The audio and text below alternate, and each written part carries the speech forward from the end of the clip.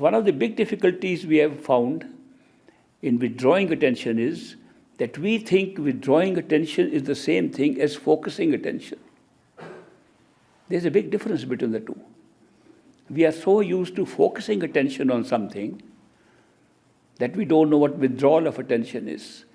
When you focus your attention on anything, the thing that you're focusing attention becomes separate from you. Here we are trying to remove the separation. Withdrawal of attention is to come back to where you were focusing attention from. Not that we have found a new place to focus attention in. A mistake that people have been making for 30, 40 years of meditation. I meet them and they tell me that's what we have been trying to do. We close our eyes, we imagine we are sitting right in front here and we focus on that. That's no good. You're not focusing on yourself. You're still creating another object and focusing on that. If you are doing that, my simple suggestion is look at who is focusing on that. That's what needs to be focused on. That's the self. The self is the one that's focusing on it. But since all our life we have been taught how to focus our attention on things, it looks very strange that we have to withdraw attention to our own self. And that's where the catch is for a long time. Unless somebody can explain to you that you are not doing the right thing, you could be doing it forever without any results. But when you want to pull your attention back and think, where are you?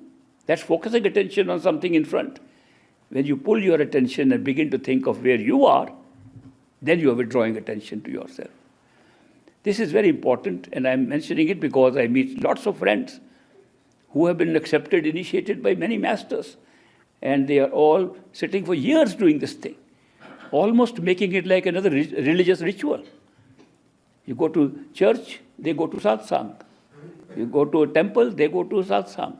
And you can focus your attention on the Guru Granth Sahib, on the Bible, on the Bhagavad Gita, whatever scriptures you have in hand, you put your attention there and you think something is going on. It's all outside. You are putting yourself more outside every time you do that. So true meditation to take you inside is when you withdraw your attention to your own self. And when I mentioned yesterday there's a music, there's a melody, there's a sound coming from the self, it's coming from the self which is looking at things, which is withdrawing, attention has to be withdrawn. That is why when you start putting your attention on your own self inside, the sound becomes loud and can pull you because it is coming from your own self. It's not coming from outside at all. It's coming from your core, from right inside.